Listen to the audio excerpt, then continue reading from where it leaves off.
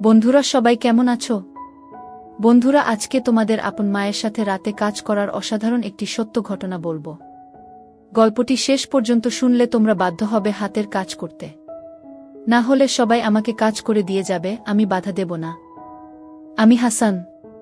কলকাতা থেকে দূরে এক অজপাড়াগাঁয়ে আমি আমার বাবা আমার সাথে থাকি। আমার বাবা একজন ব্যবসায়ী ও গ্রামের চেয়ারম্যান। বয়স ৫৫। আমার বয়স ৩৩। ১৫ বছর বয়সে আমার বাবার বিয়ে হয়েছিল। আমার এখন বয়স ১৮। আমার মায়ের নাম তানিয়া বেগম, আর ৫ গ্রামের মেয়েদের মতো কিন্তু খুবই লাজুক ও বোকা। আমাকে জ্ঞান হওয়ার পর থেকে এখনো উঁচু গলায় কথা বলতে শুনিনি। আর বাবাকে তো বাঘের মতো ভয় পায়। আমি খুবই ভালোবাসি বাবাকে। আমরা তার চেয়ে বহুগুণ ভালোবাসে আমায়। আজ পর্যন্ত কখনো কড়া গলায় আমায় কিছু বলেনি। মা একটা সময় ভাবতাম অন্যরা আমার কাছে বোকা বাস আসন পায়, কিন্তু আমি পাই না কেন, কিন্তু এখন ভালো লাগে। যাই হোক, আমার আম্মা পৃথিবীর সবচেয়ে সুন্দরী বললেও কম হবে, কারণ আমার বয়সী একজন নারী আমার সমান সন্তানের এত কম বয়সে জন্ম দিলে শরীর ভাঙার কথা। কিন্তু মা সামান্য তা হয়নি। বাড়ির সব কাজ আমরা একা হাতে সামলাই। তবে ধানের বোতলে একজন কাকি এসে সাহায্য করে আমাকে। যাই হোক, আমার আম্মা বাড়িতে সালোয়ার কামিজ আর সুতির শাড়ি পরেন। আমার বাড়িতে এবং বাহিরের সব সময় নিজের পোশাক নিয়ে সংবেদনশীল। কখনো বাড়ির বাইরে যায় না। একান্ত প্রয়োজনে আব্বা নিয়ে না গেলেও বোরকা পরে যায়।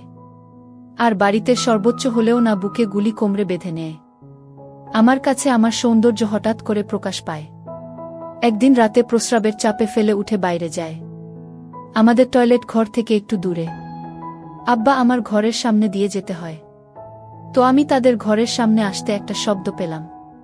শব্দটা বুঝতে পারছিলাম না, তবে আমাদের ঘর থেকে আসছে। ভালো মন্দ বিচার না করে কৌতূহলী হয়ে এগিয়ে জানালার কাছে এসে দাঁড়াতেই শব্দ কিসের বুঝতে পারি, কাঠের খাটের খচখচ শব্দ হচ্ছিল। আমার বুঝতে বাকি নেই কিসের কারণে শব্দ। কখনো আব্বা আমাকে খারাপ নজরে দেখে নিন, কিন্তু কেন জানি না সেদিন আমি সব জেন গুলিয়ে ফেলি। জানালায় হাত দিয়ে দেখি বন্ধ ভিতর থেকে। তাই হতাশ হলাম।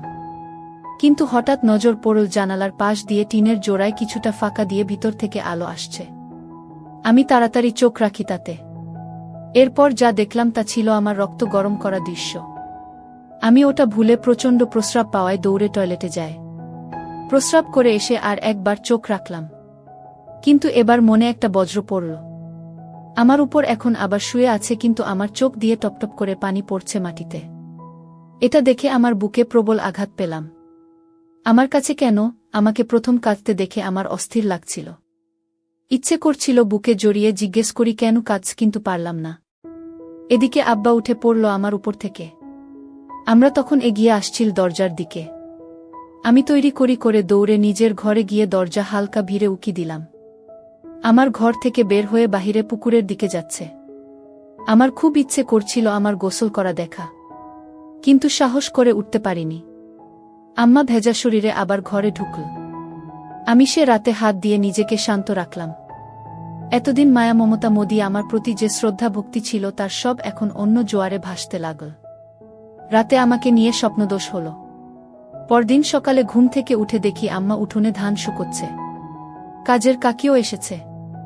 ধর্নার সময় শাড়ি তুলে হাঁটু পর্যন্ত তুলে পা দিয়ে হাঁটাচলা করে ধান শুকান আমার দিকে তাকাতেই বুকে ধুকপুকানি বেড়ে গেল। আমার গায়ে একটা সালোয়ার কামিজ। আমি এগিয়ে গিয়ে আমাকে জড়িয়ে ধরলাম। পিছন থেকেও বললাম, আমার খিদা লাগছে। আমরা ভূত দেখার মতো ছিটকে আমার থেকে দূরে সরে যায় চিৎকার দিয়ে। পরে আমায় দেখে বুকে হাত দিয়ে স্বস্তির নিঃশ্বাস নিল। আমি ধ্বজভঙ্গ হয়ে দাঁড়িয়ে আছি। কি বলব কিছুই বুঝতে পারছি না। আসলে কখনো আমাকে এভাবে জড়িয়ে ধরে নিবর হবার পর তাই ভয় পেয়ে গেছে। ওদিকে কাকে হা করে তাকিয়ে আছে বিষয়টা বোঝার জন্য। আমরা তখন আমার জীবনের অন্যতম অবাক করা কাণ্ড ঘটাল। জোর গলায় রাগের সুরে বলল, এমনই ধরো কিসের জন্য? এত বড় হয়েও তোমার জ্ঞান বুদ্ধি হয় নাই? আমার চোখে মুখে রাগ আর পানির ঝলকানি। আমি ভয় পেয়ে গেলাম আমার এই রূপ দেখে। আমায় তার প্রতি মনোভাব পুরো পাল্টে দিল। আমি প্রচণ্ড কষ্ট নিয়ে মুখ চোখে পানি নিয়ে মাথা নিচু করে ঘরে চলে গেলাম। তখন বাহিরে শুনতে পেলাম কাকি বলছে, কি রে বুঝি তোর কি হয়েছে? জীবনে যে পোলারে একটু গলা উঁচু করা কত কোষ নাই, আইস কি কইরা এমনই বলি? আমার কোনো প্রত্যুত্তর পেলাম না।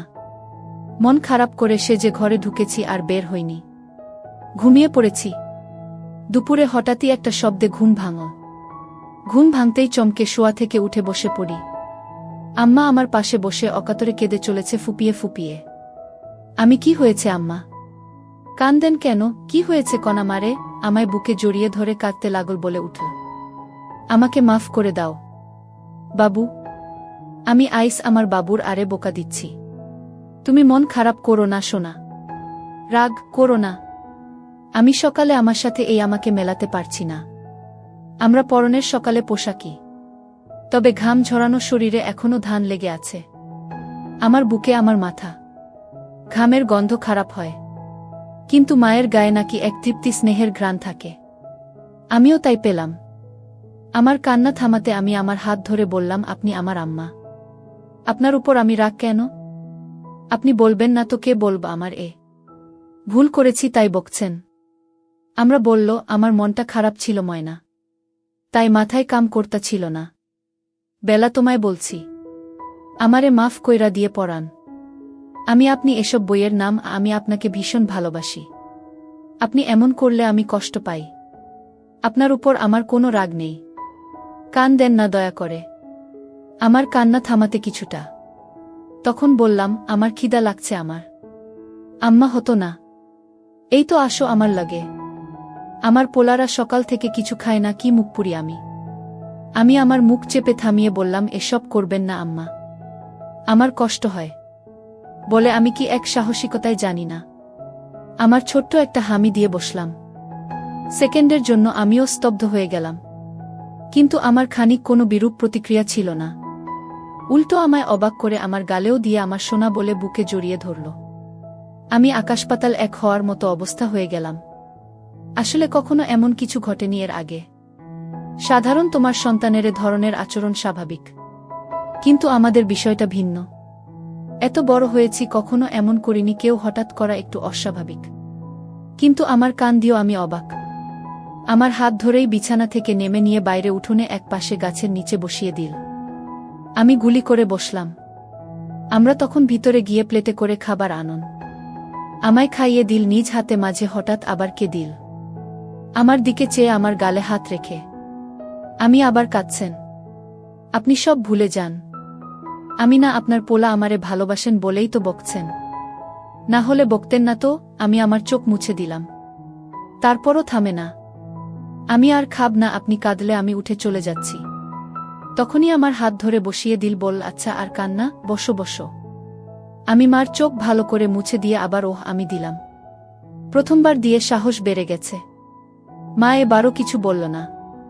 মুচকি হেসে আমার প্রতি স্নেহ প্রকাশ করল। আমি বুঝলাম না, অপরাধবোধে আবেগী হয়ে গেছে বলে এই আচরণ। যাই হোক, স্বাভাবিকভাবেই নিলাম। খেয়ে উঠে গোসল করে এলাম নদী থেকে। বাড়িতে ঢুকে দেখি আম্মা গোসল করে কাপড় ছিল ওখানে। গায়ে একটা নীল শাড়ি, ভেজা চুলে গামছা বেঁধে খোপা করে কাপন আছে। তখনই আর এক কাহিনী ঘটল। আমার চোখ আটকে গেল মায়ের পেতে। জীবনে মার দিকে এভাবে তাকায়নি বলেই হয়তো এত সুন্দর আমার নজর এড়িয়ে গেছে এতদিন। আমি তাকিয়ে আছি এক ধানে পেটের দিকে। মা তখন আমায় দেখে ফেলে ও তাড়াহুড়া করে পেট ঢেকে ফেলে। আমার খুব লজ্জা পেয়ে বিষয়টাতে বিব্রত হলাম, মায়ের কাছে ধরা পড়ে। কিন্তু মা কিছু বলল না। কয়েকদিন চলে গেল। হঠাৎ আরেক দিন রাতে উঠেই টয়লেটে যায়। তখন আবার আমার কণ্ঠ ঘাটের কোচ শব্দ পেয়ে থমকে যায়। কেন জানি না, ভুলে গেছিলাম এই বিষয়টা। এই দুর্দিনের কথা ভেবে নিজেকে একবার গালি দিলেন কেন দেখলাম না। রীতিমতো জানালার পাশের ফাঁকা চোখ রাখতেই আবার সেই দৃশ্য। আমার চোখে মুখে ঠিক আগের মতোই নীরস জানি, একদম নিস্তেজ লাশের মতো পড়ে আছে। আর আব্বা আপনার মনে কাজ করে চলেছে। আমি আর সামলাতে পারলাম না। ওখানে হাত দিয়ে শান্তি করে নিলাম। কাজ শেষে আব্বা আগের মতোই উঠে দাঁড়িয়ে যায়। আমাকে দেখে আজ এক প্রকার রাগ হল। কেন এই বুড়ো যে আমার মতো এক রূপবতীকে পায় তা আমার বুদ্ধিতে আসে না। এই বুড়োর সাথে এমন মেয়ে বয়সী নারীকে মানায় না। থলথলে ভুঁড়িওয়ালা পেট নিয়ে কোনো লাভই হচ্ছে না। তা ক্লাস 1-এর বাচ্চাদের ও বুঝতে বাকি থাকবে না। আমার খাট থেকে নেমে আঁচল ঠিক করতে লাগল। আমি বুঝলাম বের হবে, তাই দ্রুত ঘরে গিয়ে দরজায় উকি দিলাম। আমরা দরজা খুলে বের হল। দরজা খুলে হঠাৎ কেন জানি না থেমে গেল কিছু সময়। এরপর হঠাৎ মুচকি হেসে মুখটা লাজুকতা করে হাতে থেকে লজ্জা প্রকার দিল। আমি বুঝলাম না কেন এই কাণ্ড। মাত্র যে নারী তার অপূর্ণ কর্মকাণ্ড সেরেছে, সে কিভাবে এমন খুশি। যাই হোক, 7-5 ভাবতে ভাবতে আমার আসার অপেক্ষা করছি। দেখি আম্মা বাথরুম থেকে ঘরের দিকে আসছে। এমন সময় আমার চোখ উল্টে যাবার জোগাড় হলো আমাকে এই অবস্থায় দেখেন। আমি কখনো কল্পনাও করিনি আমার এরূপ দর্শনের সৌভাগ্য আমার হবে। উঠোনের বাতি জ্বলছে, সেই আলোয় আমার গায়ে পানির বিন্দু চকচক করছে হীরের মতো। হঠাৎ আমার ঘরের সামনে এসে থেমে গেল। আমার দিকে আমার মুখ আচমকা হাত তুলে আডমোড়া ভাঙার মতো করল, আর তার জন্য আরও ভাল লাগছিল। হঠাৎ আবার ঘুরে দাঁড়ালাম। এটা দেখে আমার ঘুম সারা বাড়ি অবস্থা। আম্মা ঘরের ভিতরে ঢুকে গেল। এদিকে আমার কি আর শান্ত থাকার জো আছে? আজও আমি হাত দিয়ে নিজেকে শান্ত করে নিলাম। সকালে উঠে দেখি অনেক বেলা, রোদের আলোয় ঘুম ভাঙল। উঠে বাইরে বেরিয়ে দেখি কাজের কাকি আর আমার গল্প করছে আর ধান সিদ্ধ করছে। আমি গিয়ে তাদের সামনে দাঁড়ালাম। কাকে বলল, আপনি উঠছেন? এত বেলা কইরা কেউ ঘুমায়?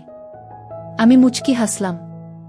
আম্মা, জামানি হাত মুখ ধুয়ে আস, খাইতে দিই বলেই আমায় অবাক করে দিয়ে কাকে সামনে আমার হাত ধরে নিজের দিকে টেনে হামি দিল ও মাথায় হাত বুলিয়ে দিল। আমি অবাক, ওর সাথে লজ্জাও পেলাম। কাকির সামনে বলে, আমি চলে যাই, হাত মুখ ধুয়ে শেখাই। গ্রামে একটু ঘুরে বাড়ি এসে দেখি কাকি চলে গেছে। আমরা বসে আছে মাদুর পেতে। আমি, আম্মা এমনি কইরা মানুষের সামনে এসব দেন কেন? আমার খিলখিল করে হেসে দিল, বল, স্মরণ পায় আমার মানিক। কেন খারাপ লাগে? আমি খারাপ কেন লাগবে? কিন্তু মাইন সামনে এসব ভাল লাগে না। আপনি এমন করবেন না। আমার ইচ্ছা ময়নার করুন না। এখন কি খাইবা? আমি মনে মনে বলি, তোমাকে খাব, কিন্তু তা তো আর বলা যাবে না। তাই বললাম, আপনি আমাকে ভাত খাওয়াই দিবেন আম্মা। আম্মা, দিব না কেন? আমি এখনই আসছি। আমরা ভিতরে গিয়ে খাবার নিয়ে এল। বসার সময় বলল, এই গরমে এসব বস্তু কিংবা আছো কেন? সাতখোল গরমে আর গায়ে কিছু দেওয়া লাগবে না। বেডা মানুষ খালি গায়ে থাকলে কিছু হয় না। আমি শার্ট খুলতে খুলতে একদম স্বাভাবিকতা নিয়ে প্রশ্ন করলাম, জেন বুধ ছেলে। আমি, আচ্ছা মা, আপনার গরম লাগে না? আপনার গায়ে তো আমার থেকেও বেশি কাপড়। আমরা মুচকি হেসে লোক নাগালে দিয়ে বল, বেশি মানুষের এমন কইরা থাকুন লাগে শোনা। আমি, কেন? বেড়া গো, শরীর আছে বেগনাই। এমন কেন? আমার প্রশ্ন শুনে মুখের ভাব ভিন্ন রহস্যময় করল, কিন্তু উত্তর দিয়ে বলল, কিছু কারণ আছে। সোনা বেরি আরবের আগত এক না। তুমি খালি গায়ে থাকলে কোনো কিছুই হইব না, কিন্তু আমি খালি গায়ে হলে সবাই ফ্যালফ্যাল কইরা চাইয়া থাকব। আমি, কেন যাইয়া থাকব কেন? আমরা এবার একটু নাছোড়বান্দা অবস্থায় পড়ে গেছে। কিন্তু সে কেন জানি না আমায় থামিয়ে অন্য কথা বলছে না, আমার প্রশ্নের উত্তর দিচ্ছে। কেন করছে সেটা আমার কাছে বিষয় না। আমার ভালো লাগছিল তাই আমিও বলেই চলেছি, আম্মা, আচ্ছা তোমার বুক ই বুক বড়? বেরি গোবর বুক থাকে, তাই চাইতে থাকে। আমি আবারও বুঝিয়ে বলি, বুক তো আছে। বেরি মাইন্সের বুক থাকে বাচ্চাকে দুধ খাওয়াতে। এই থেকে রাখুন লাগবে কেন? আমার কথায় 1 সেকেন্ড চুপ করে বল, দুধ খাওয়ানোর জায়গা। কিন্তু এটা হল সুন্দর একটা জিনিস যা বেড়ানো দেখার লাগে না। আমি তো দেখছি কত। আমি তো আপনার দুধ খাইয়ে বড় হয়েছি। আমরা প্রথমে অবাক হলেও আমার কথার মানে বুঝে বলল, তুমি আমার পোলা ছোট থাকতে সবাই সন্তানদের দুধ খাওয়ায়, তুমি দেখলে সমস্যা নাই। আমি এবার মাত্রা ছাড়িয়ে একটা প্রশ্ন করলাম, আচ্ছা মা, এখন আপনি আমার দুধ খাওয়ান না কেন? আমার চোখ বড় করে বিস্ময় প্রকাশ করল, কিন্তু রাগের না, অবাক হয়ে। ভেবেছে আমার উত্তর দেবে না, তবে আমার ধারণা ভুল প্রমাণ করে বলল, এখন তো আমার নাই শোনা। আমি আমার বুকের দিকে আঙুল ইশারা করে বলি যে আছে। নাই কোনো কেন? নাকি আমি বড় হয়েছি দেখে আমায় আর ভালোবাসে না? আমার প্রশ্ন শুনে হেসে দিয়ে বলল, পাগল পোলা আমার। মায়া ঘোষ মিলে বাচ্চা হওয়ার কয়েক বছর পর দুধ শেষ হয়ে যায়। আমি তো সুযোগ পেয়ে ধরে বসি। আমি দেখছি আপনার আছে, আর আপনি কোনো নাই, ততক্ষণে আমার খাওয়া শেষ। আমার হাত ধুয়ে ফেলেছে। আম্মা আরে পাগল পোলা, এই বুকের ভিতরে রোশনাই না হলে কি তোমায় না খাওয়া রাখতাম? আমি আমার কথা শুনে আকাশ থেকে পড়লাম। আমরা এত সহজে কথাগুলো বলছি যে আমার সাথে নিত্যদিনের, তাই আমি বুঝলাম মা আমার কথায় রাগ করছে না। আমি এগুলো তাহলে এতবড় কেন? আমরা এবার চোখ বড় করে ছদ্মবেশী হাসি চেপে বিস্ময় প্রকাশ করল, আর কোনো কথা বলল না। কিন্তু হঠাৎ উঠে পড়ল। আমি ভয় পেয়ে গেলাম আমরা করেছে কি না ভেবে। আমার দীঘা বাড়ি বলো আর সবার সাথে। আমি ভয়ে ভয়ে উঠে দাঁড়ালাম। আমায় হাত ধরে তার ঘরে নিয়ে গিয়ে দরজায় খিল দিয়ে চোখের পলকে আঁচল ফেলে দিল। এই অবস্থা দেখে আমায় আসমান জমিন সব এক হয়ে গেল।